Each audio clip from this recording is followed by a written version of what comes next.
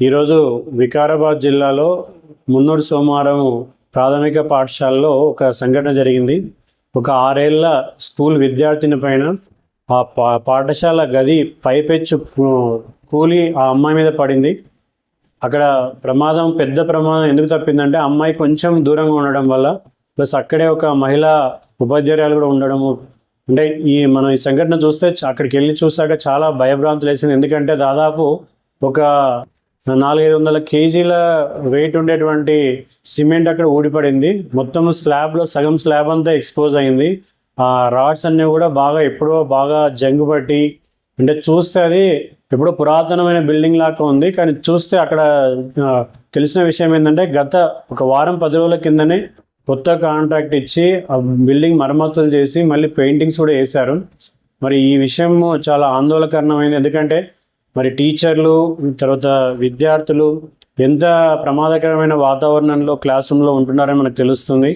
మరి ప్రభుత్వము ఇలాంటి పాత పడ్డ స్కూల్ బిల్డింగ్స్ పైన ఆల్రెడీ స్ట్రక్చరల్ సౌండ్నెస్ని, తర్వాత వాటి ఫిట్నెస్ని చెక్ చేయించకుండా ఎప్పుడు ఫండ్స్ వస్తే అప్పుడు వృధాగా ఖర్చు పెట్టడము, దాంట్లో కాంట్రాక్టర్లు ఫండ్స్ తినేసి నాణ్యమైన వర్క్ చేయకపోవడం, అన్ని లోపాలు ఇక్కడ తెలుస్తున్నాయి. మరి మండల ఎంఈఓ అధికారి కానీ, లేకపోతే డిస్ట్రిక్ట్ ఎడ్యుకేషన్ ఆఫీసర్ కానీ, లేకపోతే డిస్ట్రిక్ట్ ఇంజనీరింగ్ ఆఫీసర్లు కానీ, వీళ్ళందరి లోపం స్పష్టంగా తెలుస్తుంది. వీళ్ళపైన ఖచ్చితంగా యాక్షన్ తీసుకోవాలా. ఏదైతే సంబంధించిన అధికారులను వాళ్ళని సస్పెండ్ చేయాలి.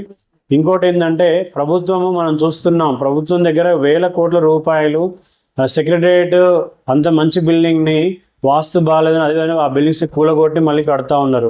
మినిస్టర్లు మారినప్పుడు, ఎమ్మెల్యేలు మారినప్పుడు ఛాంబర్లు అంతా కూడా ఫర్నిచర్ తీసేయడము, లక్షల కోట్ల రూపాయలు వృధాగా చేస్తూ ఉంటారు. అలాంటిది విద్యా వ్యవస్థకి ఎంతో ముఖ్యమైన విద్యా వ్యవస్థ, విద్య కావచ్చు, విద్యార్థులు కావచ్చు, మరి టీచర్లు కావచ్చు, వాళ్ళు ఉండే ప్లేస్ని వాళ్ళు ఆల్మోస్ట్ మార్నింగ్ నుంచి నైట్ వరకు అక్కడే ఉంటారు.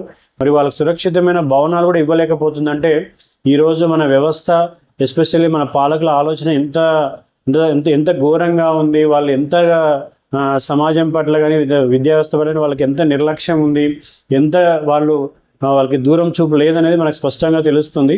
మరి మనం అందరం కూడా సమాజంలో ఉండే చదువుకున్న వాళ్ళు ప్రతి ఒక్కరు కూడా ఈ విషయం మీద ఆలోచించాలి. ఈ సంఘటన ఇక్కడే కాదు, చాలా చోట్ల మనం అప్పుడప్పుడు పేపర్లో చూస్తూ ఉన్నాం. మరి ఇలాంటి ఎస్పెషల్లీ గవర్నమెంట్ స్కూల్ చూస్తే చాలా బాధ అనిపిస్తుంది. 30 ఏళ్ళ కింద, 40 ఏళ్ళ కింద బిల్డింగ్స్లో కేవలం పెయింటింగ్స్ లేకుండా, టాయిలెట్స్ లేకుండా, కనీస వసతులు లేకుండా, మరి అక్కడ వందల మంది విద్యార్థులు, అక్కడ టీచర్లు ఉండడం, ఇదంతా మనం చూస్తూ ఉన్నాం. ఒకప్పుడు మళ్ళీ మనం ఏం చేస్తూ ఉన్నామంటే అంతే పెద్ద పెద్ద వేదికల పైన మనము గవర్నమెంట్ స్కూల్స్ అన్నీ కూడా విద్యార్థులు ఉండట్లేదు, తర్వాత విద్యార్థులందరూ ప్రైవేట్ స్కూళ్ళకి వెళ్తున్నారని మనము లెక్చర్లు ఇస్తాము. మరి ఇలాంటి స్కూల్స్ ఉంటే ఏ తల్లిదండ్రులైనా కూడా ఎలా పంపిస్తారు పిల్లల్ని గవర్నమెంట్ స్కూల్స్కి? అంటే స్లోగా ఇదంతా కూడా ఏంటంటే వ్యవస్థలో పాలకుల నిర్లక్ష్యం వల్ల ముందు ఇంకొక 5-10 సంవత్సరాలు పూర్తిగా గవర్నమెంట్ స్కూల్స్ మూతపడే ఒక అవకాశం అయితే మనకు కనపడుతుంది. సో దీన్ని పెద్ద ఎత్తున నేను భారతీయ జనతా పార్టీ జిల్లా అధ్యక్షునిగా దీన్ని పెద్ద ఎత్తున నేను ప్రతిఘటిస్తున్నా. జిల్లా కలెక్టరు ప్లస్ సంబంధిత మంత్రి గారు వెంటనే ఆ స్కూల్ని విజిట్ చేయాలి. విజిట్ చేసి ఆ మొత్తం 4-5 క్లాస్ రూమ్స్ ఉన్నాయి వాటిని డిస్మాంటిల్ చేయాలి. ఎందుకంటే అవంతా చాలా ప్రమాదకరంగా ఉన్నాయి. కొత్త బిల్డింగ్ శాంక్షన్ చేసి వెంటనే ఆ విద్యార్థులు ఎప్పుడైతే ఉన్నారో వాళ్ళందరినీ సురక్షితమైన బిల్డింగ్కి తరలించాలి. ఒకవేళ ఇది కానీ చేయకపోతే భారతీయ జనతా పార్టీ ఆధ్వర్యంలో పెద్ద ఎత్తున దీనిపైన ఉద్యమం చేయడానికి కూడా మేము వెనకాడము.